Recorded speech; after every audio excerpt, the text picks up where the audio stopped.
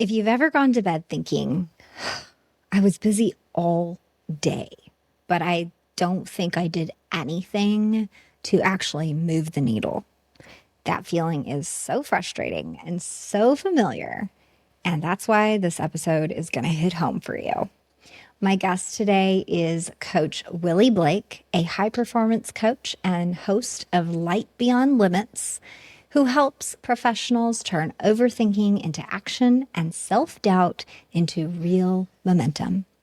Diagnosed with dyslexia in the first grade, Willie spent years believing he was behind. Then he decided to lead with his dyslexia instead of hiding from it. In this conversation, we break down how to pick a clear focus, how to turn big goals into practical steps, and how to stop letting distractions steal your progress.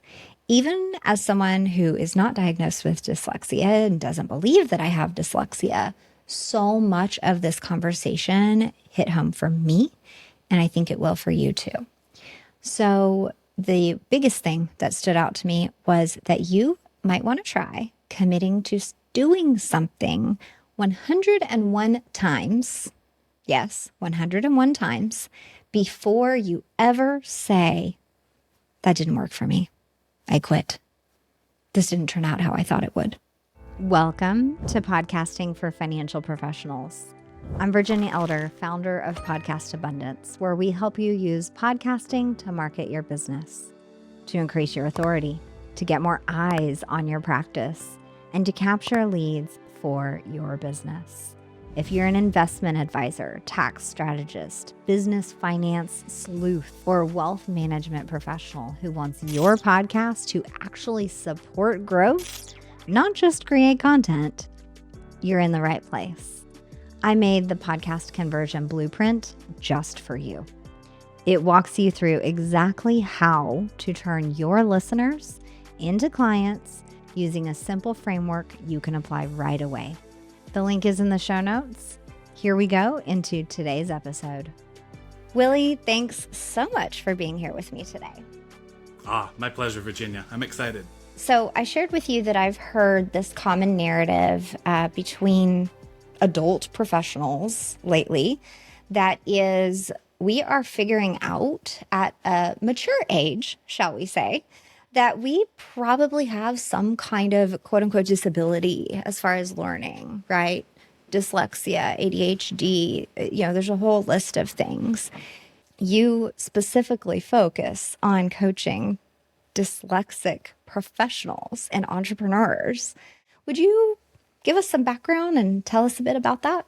So I help dyslexic professionals and entrepreneurs to build clarity and confidence and their income with their dyslexic edge.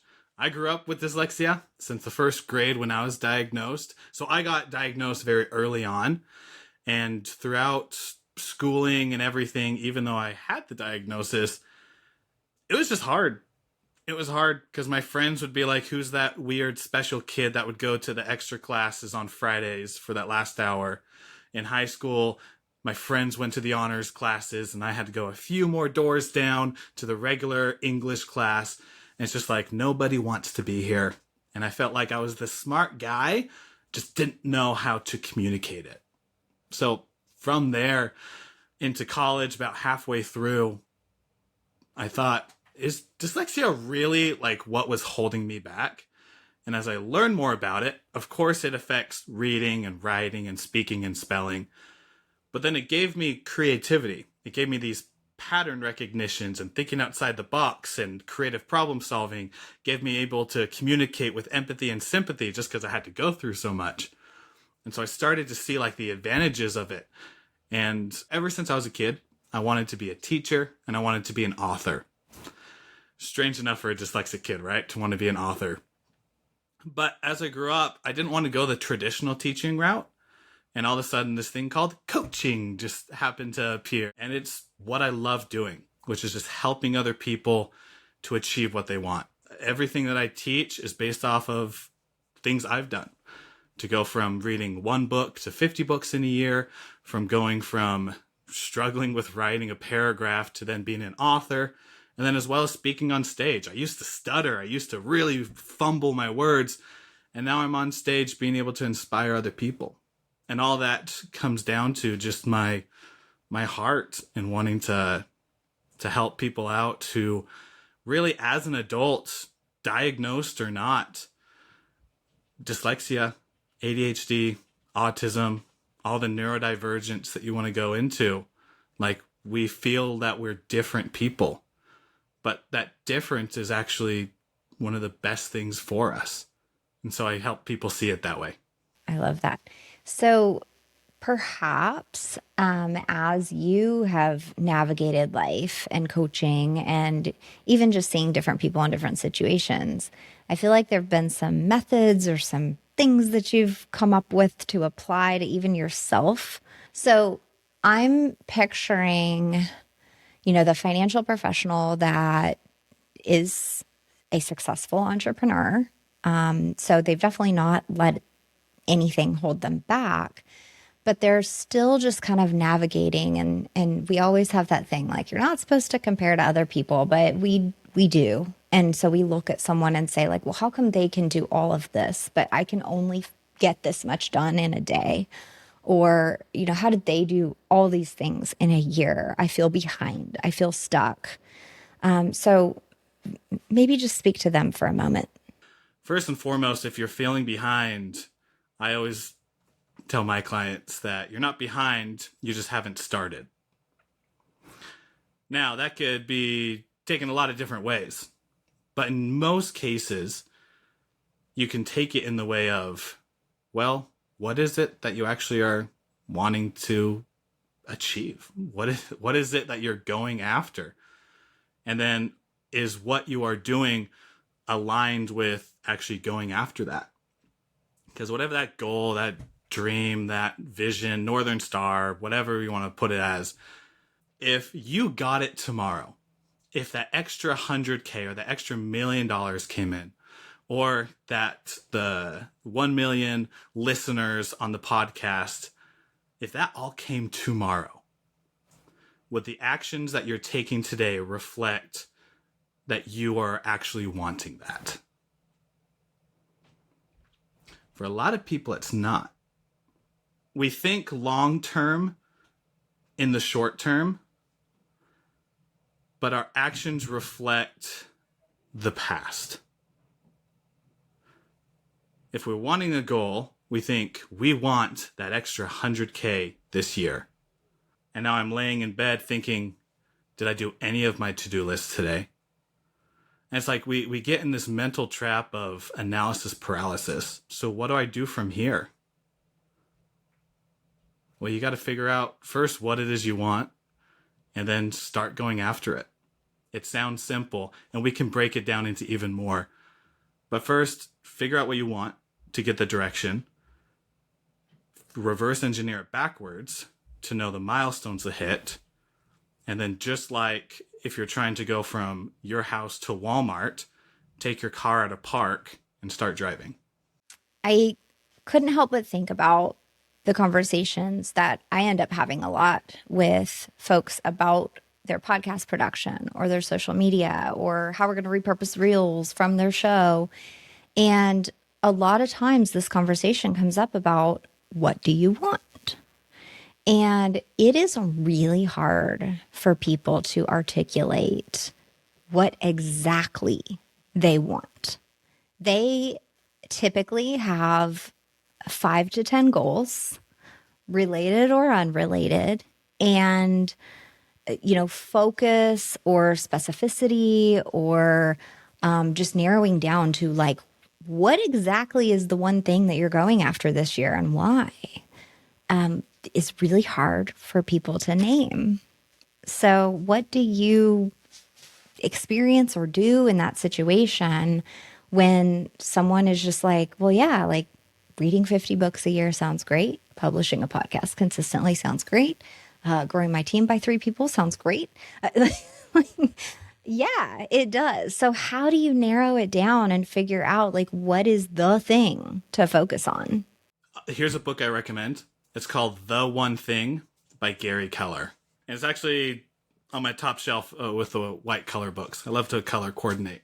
But it's such a great book because he goes into the topic of the one thing, of if you could just pick one thing, what would it be? And in the context, and I'm trying to remember the phrasing of the question, it's what is one thing that if you did it would either eliminate or make all the other things not needed? That pairs with something I heard from Brian Tracy, which is what, with those pairs together that I do with my clients. Write a list of 10 things that you want to do in the next 12 months. After you've written that list, look at that list and ask yourself, if I could have one thing tomorrow, which one would make the most positive impact in my life? And usually that just pops out at you. Boom, just right there. Whatever that is, take that, go to a new sheet of paper, write that at the top, and then make a list. No judgment, no needing to big or small, just a list of everything that you'll need to do to be able to accomplish that. And so people don't have a focus problem, they have a distraction problem. They have so much that they want to do that it's just like, so what do I do? What do I start with? What is like the one thing to go with? A really great exercise that I do is that goal that you have. Let's say that you are wanting to make an extra 100K a year. There are thousands of ways to make 100K. You can go into the finance industry. You can go flip houses, garage sales. You can go and, there's plenty of different ways to get 100K. What if you 10x that goal? What if it's $1 million that you had to make $1 million in a year? Well, then that list of 1,000 really narrows down to just a few. And it's a lot easier to make a choice between just a few rather than 1,000 different choices. Then you ask the question, if I want to reach that up here, now what do I need to do? And you'll be surprised because the path to get there lessens the amount of choices you have to make. And it's a lot easier to make a choice between 2 or 3 rather than that 1,000. Quick question. Is your podcast actually bringing in clients or just downloads? Those are 2 very different things. If you want your podcast to generate leads for your business, you need more than great content. You need a conversion strategy, which is exactly why I made the podcast conversion blueprint. With this free download, you learn how to structure your episodes, what to say in your call to action, and how to move listeners into your pipeline for your business. If you want to start growing your business with podcasting, grab the link in the show notes and download the podcast conversion blueprint today. The other thing is with the one thing, all those to-do lists, success lists, the not to-do list, whatever it is, rate them on importance. So you have your A's. These are the things that have to get done. These are the most important. Then you got your B's. These are important too, but not as important as A. Then you have your C's. These are there. They're the nuts and bolts. They're the back end stuff. They're the stuff that has to get done. And then if you need to, you can do a D, which if it's D, you should either delegate, automate, or eliminate that list. So with the ABCs, put them in those 3 categories. And then in each category, from 1 to however many is in that list, rate them on importance there. Because then you have a list where you're like, okay, I'll start with A1, and you do that. You don't need to worry about everything else because if you did the list right, that's the most important that needs to happen. So you do A1, then A2, work through the A's. Then after that, you go to the B's. And it's just a really simple exercise to do with the to-do list of, man, I got 50 things I need to do. To really be like, out of those 50, here's the one thing I need. The other 49 can sit on the back burner for a minute. They still got to get done, but let's do this.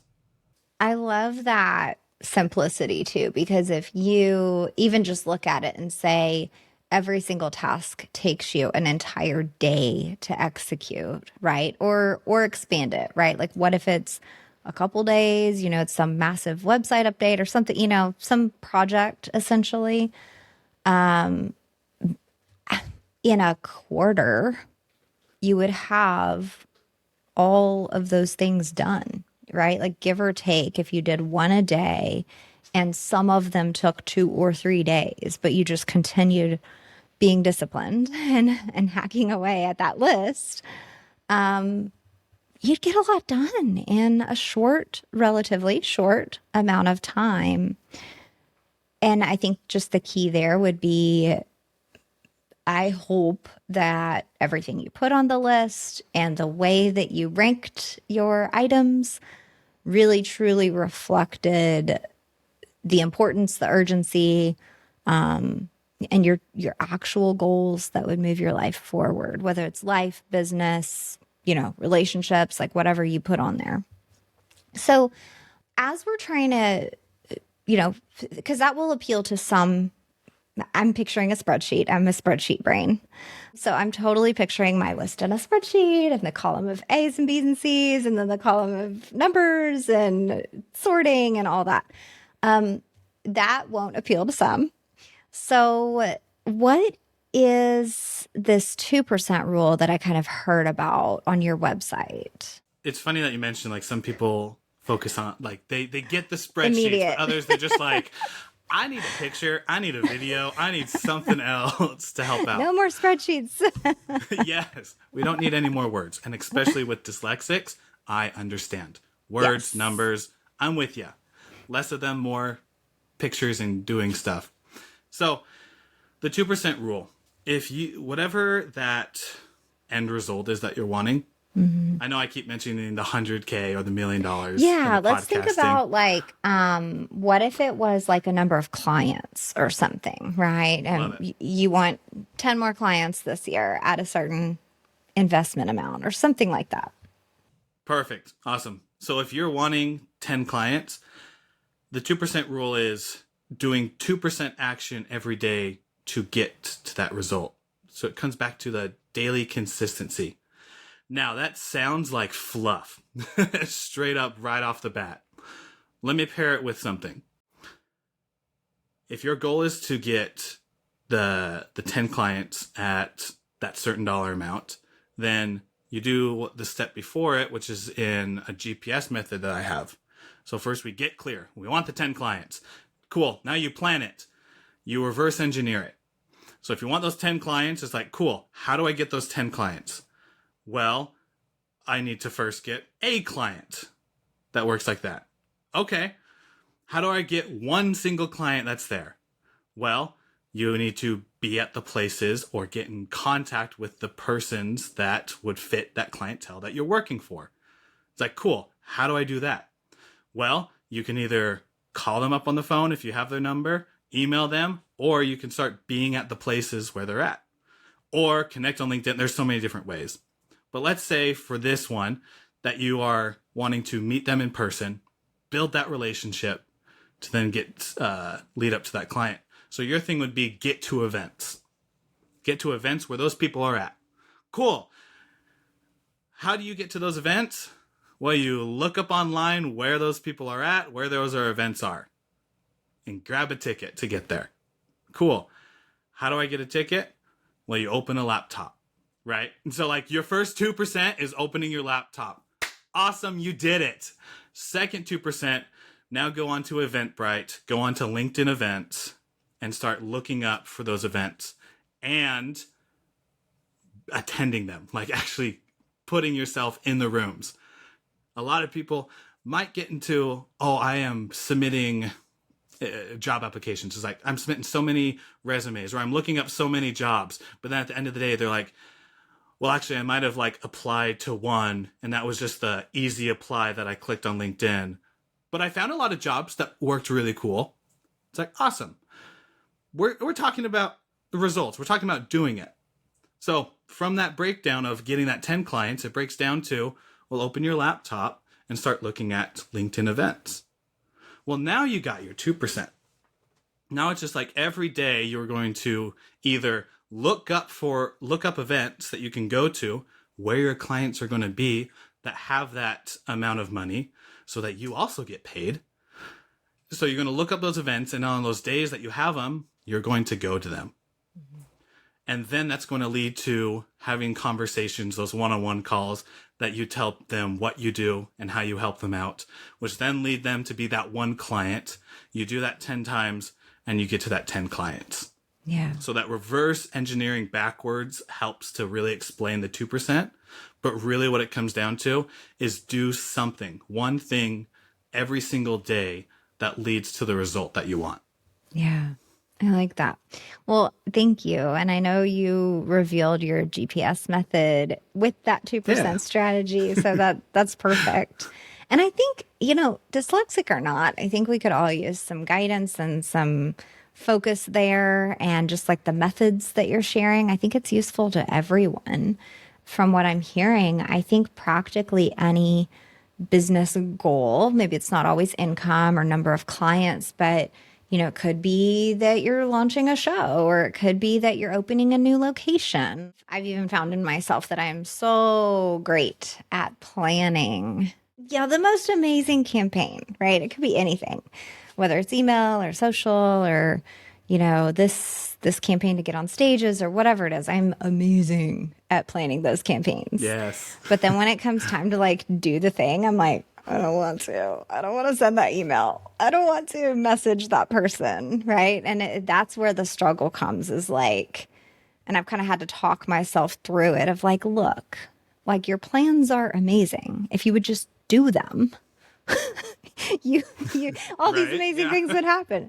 So kind of what you were saying, what is step A? Do the step A. And I've even had an extensive map of the steps, what you're saying, and just had to kind of hack away at the easiest kind of low-hanging fruit steps that I could take that day to, send 5 messages, just something super, super attainable. Even if it felt like a challenge, once I've sent those 5 messages, I'm like, oh, okay, that wasn't that hard. Come on. You could do that again tomorrow. It's like the self pep talk going on here. Yeah. And I'm sure that first message was probably the hardest out of those 5. Absolutely. Or getting started, right? I will go get a fresh cup of coffee. I will put the dogs outside. I don't know. Who knows? I will come up with anything to avoid and distract, even though that is the number one thing on my to-do list. I will, look up what vegetables I'm going to plant in the garden this year, or what? Nonsense. Yeah. Complete nonsense. But it's not nonsense, right? In our heads, we're literally while we're doing it, we're like, this needs to happen. This is so important. This is so important. Oh yeah, I am going to message those 5 people. It is going to be so good. I got the perfect message. I grabbed it from Alex Ramosi. It's the perfect message to send to my friends. But I got the dogs. I'll look up the plants. I'll scroll on Instagram to figure out the perfect 5 people. And it's just it's the distractions that are the problem, not the focus. It's because we know the focus. We are professionals. We are smart people. We know what the next step is that we need to do. It's subconsciously or in the front of our mind, we know what the next step that we need to do is. But we do everything in our power to not do that. That's why I always say, break it down to the simplest form of it. Break it down to the smallest thing. If it still seems too big, it's not small enough. Just because once you start moving, once you start getting that momentum and you get in that flow state, you'll start doing it. Those messages, once you sent one, it might have taken you 2 hours, but then you send the next one in 2 minutes. And it's just if you want to change that mental state, change your physical state, and you just start moving. And just start now for sure. Yeah. And it sounds so cheesy, right? It's start now. We're Nike, just do it. It's oh, come on. It sounds so, but that is better, right? It's I'll actually hold stress anticipating doing something. And then once I do it, I'm what was all that about? Are you serious? That was so much easier or better, or if it went faster, or it was, I don't know, I felt better doing it than I anticipated. Just the simple things are the ones that for some reason, we have the most butting heads with. And I think it might come down to just we feel like because this is something we haven't done before, that it has to be hard to get it. Maybe. That's pretty good. But it doesn't. Yeah. It's just it's hard for you because you haven't done it before. And so let's just get that one out. Let's just get the first one out of the way. It's going to be messy. You're going to make mistakes. It's going to fail. But after you do that first one, the rest get easier. I like that. Well, so since you mentioned your podcast a little bit ago, or I don't even know, you didn't even mention yours, but you mentioned starting a podcast. So you have Light Beyond Limits. And just from the description and just a little bit that I've gained from it, it looks like you created that to support your coaching business for dyslexic professionals. So was that always the intention, or like how did the podcasting situation kind of start for you? Yeah, it was not. Yeah, I didn't start for what I'm doing right now. Literally, the first episode was Car Talk with Willie Blake. And I left it there because that was several years ago. The first 8 episodes I put out, it was me with my phone sitting on like the visor that's up here. I hit record and started talking. Audio was horrible. You could hear the turn signals, you can hear the cars going by. But I'm glad I did it, and I'm glad I left it there. Because if I didn't start that, then years later, when I restarted, kept going on with it, then I switched it from Car Talk with Willie Blake to being, okay, let's make this something that can help people. That I'll have my episodes where I share my insights, and I'll have other people come on. Everyone goes through challenges. That'd be a good thing to talk about. And I don't like darkness, and darkness being the obstacles, the pressures, the sadness, the depressions that we feel in life. I don't like that. So this will be about light. And I hate when people limit themselves. So this will be like beyond the light beyond limits. And that's kind of how the podcast name came about. And so from starting back in 2024, first off, it wasn't even about dyslexic coaching. It was just me wanting to break the statistic of only 10% get past 10% of podcasts get past episode 8, and then only 1% get past episode 21. I wanted to blow that out of the water so hard that I wouldn't even be tempted to stop my podcast. So literally, it was still crappy audio. It was still just me and my new phone, newer at the time. I just hit record and started talking in my phone. And I shared insights that I had. I shared stories that I went through and the lessons that I learned from it. Breakthroughs that I've had and the strategies that helped me get there. And so from there, just every week I'd do 2 or 3 episodes over a consistency of a year, and I had 100 episodes out. And I'm like, cool. I'm going to slow down a little bit because I want to focus a little bit more of my time. But now I still do an episode a week because that momentum is easy. That momentum carried on. But it's that beginning of ain't perfect at all, but I still did it messy. And I made a bunch of mistakes. But I learned on the way. And that's where most people get it. Is that we only really know about like 5% of what's going to happen in the entirety of whatever goal we're going for. That's what and we get so caught up in having the perfect plan, the perfect blueprint of this is how it's going to go. This is the business plan. These are the milestones of money I'm going to make. These are the people I want to collaborate with. This is the amount of clients I want to hit. But we only have about 5%. And the rest of the nuts and bolts of the people we talk with, the collaborations, the clients, the other 95% of the stuff that's unknown is only going to be experienced when we're out there doing it. And so we might as well start doing it so that we can get the rest of the 95%. Thank you for sharing that, because I think even today, especially today, I think folks are really afraid to start simply, start with audio only with your phone, or start with a cheap microphone.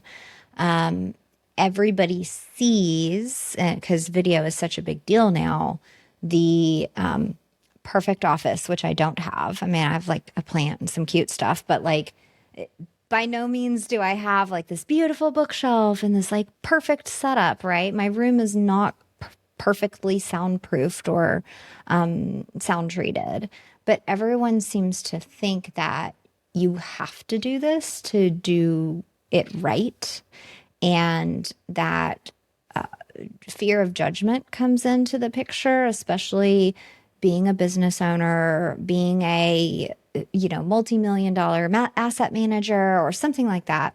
All of those titles and assumptions come into the picture and actually prevent you from starting simply, because we're afraid that if I record on my phone, yet I am this person asking for somebody to transfer millions of dollars to my business, asset management.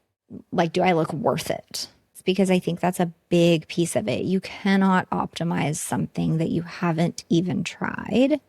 And the other piece, like you said, is, the statistics around how many people quit or fall off early. And I have even had very successful financial professionals launch a podcast with me. We launched their website, membership, all the things. And we have had conversations all along the way about, listen, like, this is a long-term game. You do not get a flood of members or new clients or whatever it is, your first week of podcasting, your first 10 episodes even. And we've had those conversations. I felt like it was really clear. And sure enough, episode 10, episode 20, they start to fade. They start to be a little slower sending in files. They aren't fast to respond to the emails. And I have done everything in my power to have conversations early in the process, guide them, check in, do all the things.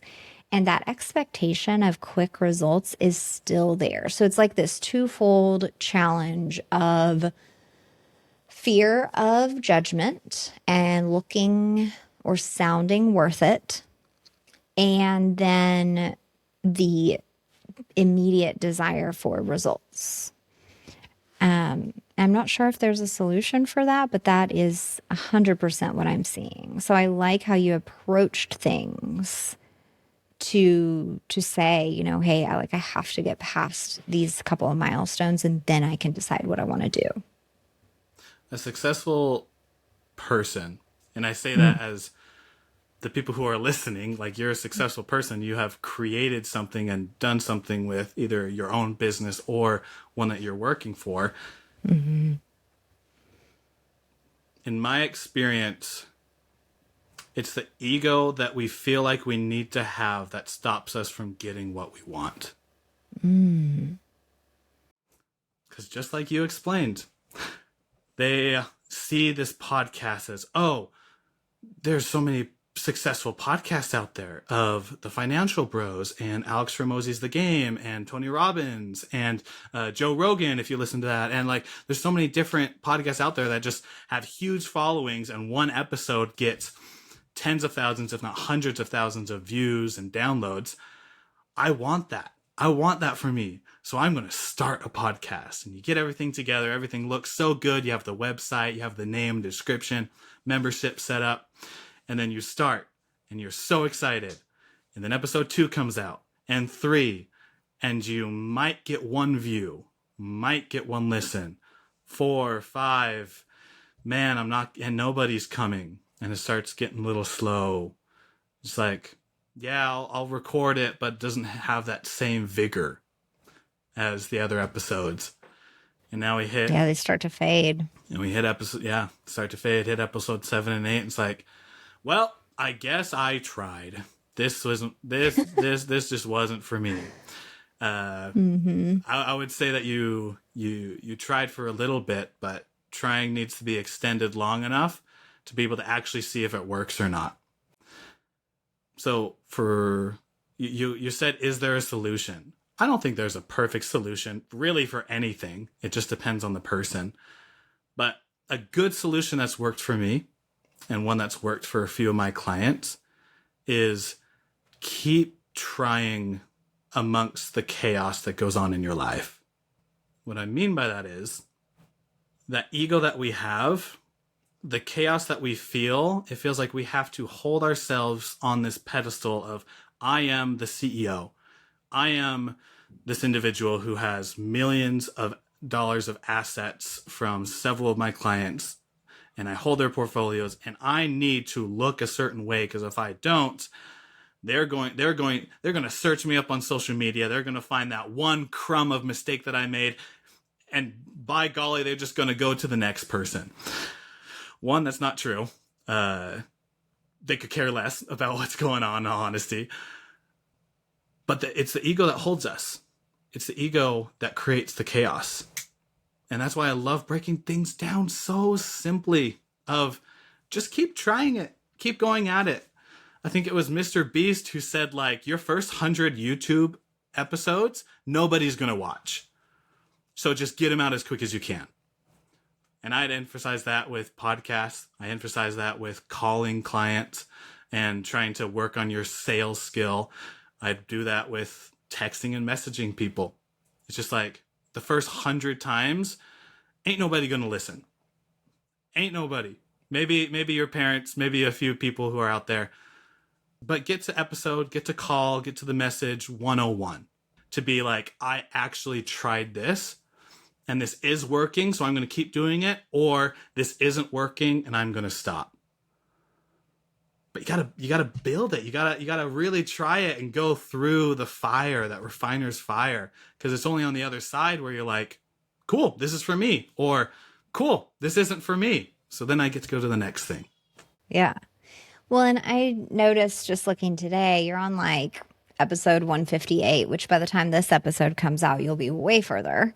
And aside from like, you buy a new microphone or just kind of like some basic upgrades, what are some things, and if you can remember like the milestone when you implemented the new thing, and I'm thinking like basically what are some things that you optimized for your podcast behind the scenes that improved or supported your business further? Like maybe it was a better way to capture leads, or maybe it was you had a book on your mind, but it took 150 episodes to get to the point where you could optimize that stuff behind the scenes. I know you mentioned you have a team, like just kind of detail what that path was for us. Okay. So first was episode 1 was literally me in my car, steering wheel right in front of me, a picture selfie of me.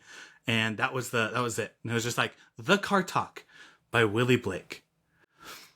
That went to episode 8. And it was at episode 9 where then I switched it to The Light Beyond Limits. We already talked about this. It was episode 15 about there to where I finally put a description in my podcast. So I didn't have that up before that. It was around episode 31 because that was the first time, around 31 to where I had my first podcast guest on my podcast. Before that, it was just me. And then it was up to episode about 50 where I created my website. So I didn't even have a website up. Nothing to lead to my podcast, just this Spotify link of go sub to my podcast.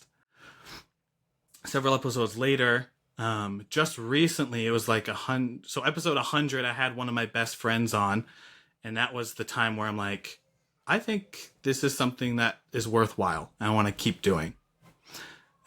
2 episodes later, episode 102, I interviewed someone, and he became one of my business partners.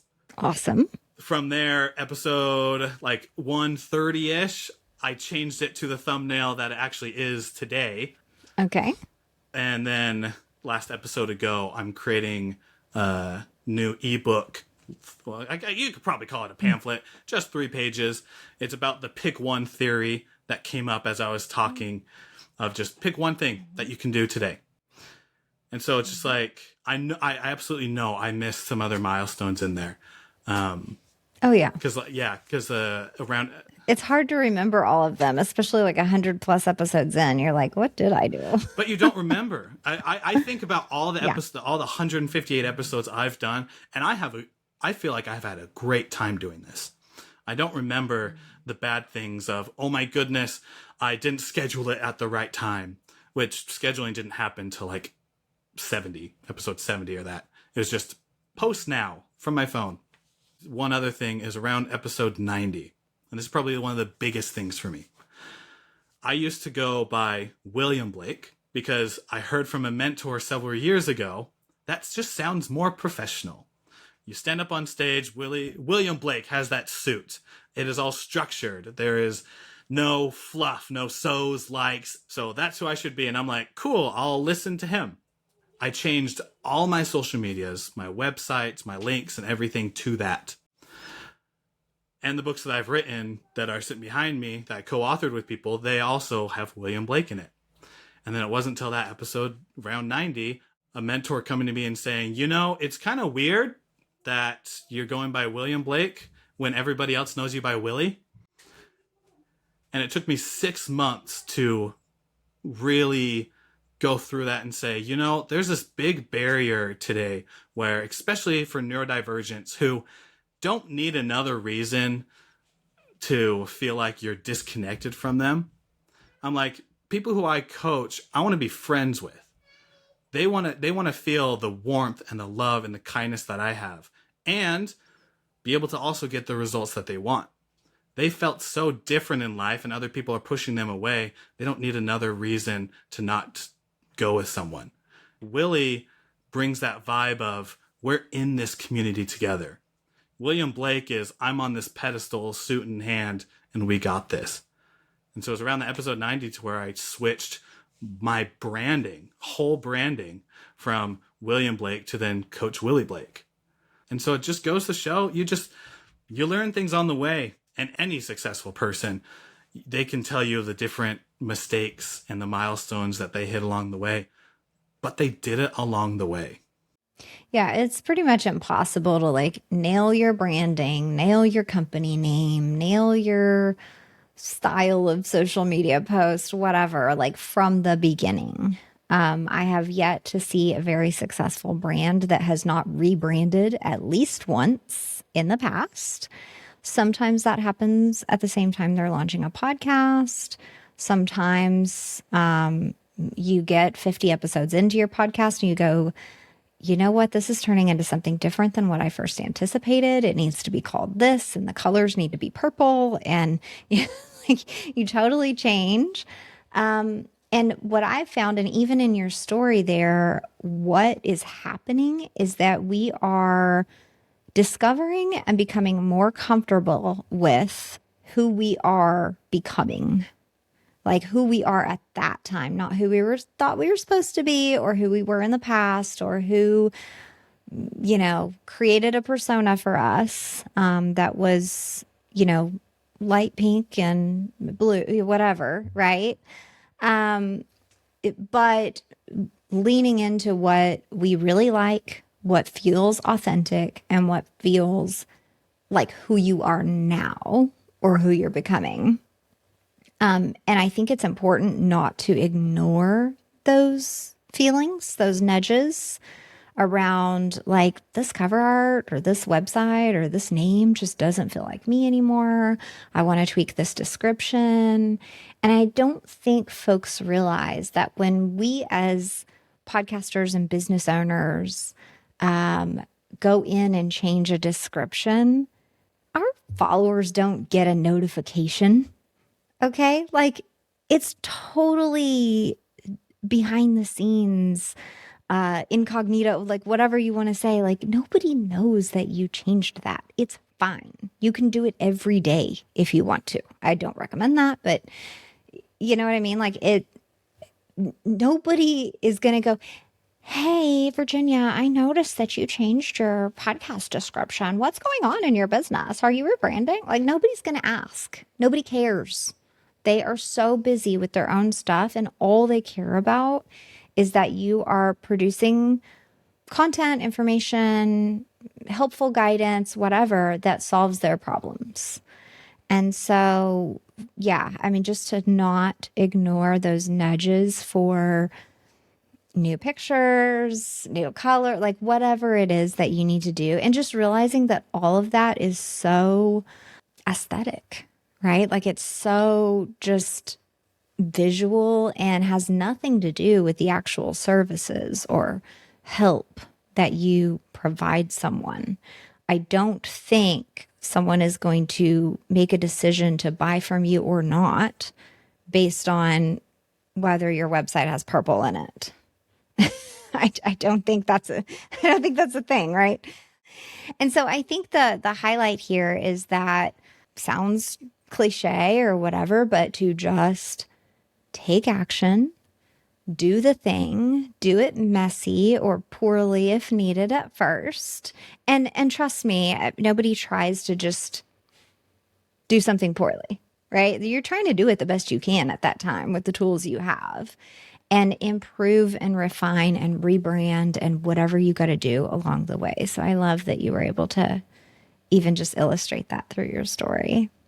And there is more out there that you've created. I know that you mentioned there are some things in creation, but you've even got an ebook. You've got several things that, if someone's listening and they're like, okay, I could really use some help here. I think I might be struggling with dyslexia. What else can they expect when they go find you in the links below this episode? You'll just find a messy girl dad just trying to get out in this world, helping people out. That's what it should portray. And if it doesn't, message me because I want to know about it, because that's what I want to give. I have free resources of ebooks that I love to give people, breaking free of your chains, of a dyslexic blueprint that you can follow that has the GPS method and 2% rule. But like I have my own YouTube channel called Dyslexic Achievers Hub, and it's literally for people who are or aren't dyslexic that just want to achieve things. Just to realize that dyslexia isn't the 1,000-pound elephant in the room. It's just one other thing, another tool that you can use. Yeah, absolutely. I mean, man, that's a powerful testimony. It's just like to get out there, do the stuff, try it. Like we said earlier, you cannot optimize something that you haven't even tried or that you haven't put enough time into, whether it is time, money, effort, commitment, whatever, however you want to invest in the thing you're trying. But you can't optimize it until you do it. So thank you so much for sharing your story. Of course. And if I could leave with one other thing that came up, is that the people who you're trying to impress, the clients you're getting the millions of dollars of assets for, or the audience you're trying to reach, they care more about what you're doing rather than what you're thinking. Because they see that, and especially the ultra wealthy and rich people, they just care, they care about you doing it.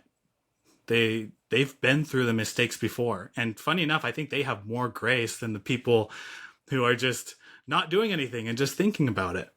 And so start doing it and start talking about it. And you'll actually realize that those clients and those people that you're trying to impress, even though we're not trying to impress people, but the people who you're trying to impress, that they'll be more attracted to you doing something rather than you just talking about it and 6 months later still talking about it. They love action. I couldn't agree more. That's awesome. And you've given me a lot of encouragement as well, just even through this conversation. So thank you so much, Willie. I enjoyed this. Thank you so much. Thanks so much for listening to Podcasting for Financial Professionals. If you want your show to do more than just educate, if you want it to generate leads and bring in clients consistently for the long haul, make sure you're using the Podcast Conversion Blueprint. This free download helps you structure your podcast to attract new listeners, refine your messaging to nurture them, and capture those listeners when they're ready as your next best clients. And of course, practicing what I preach when you sign up for your free download of the Podcast Conversion Blueprint, you're going to land on my email list. Hit reply to any newsletter because I'd love to learn about your show or about your ideas for a show. I'll point you toward your next best step, whether that be light support like an audit of your show or becoming a member of the Academy, or maybe you need full service strategy and accountability like what I do inside the Podcast Conversion Lab. Thanks again for listening to Podcasting for Financial Professionals. If you enjoyed today's episode, stick around for the next few episodes because each one incrementally helps you improve your podcast.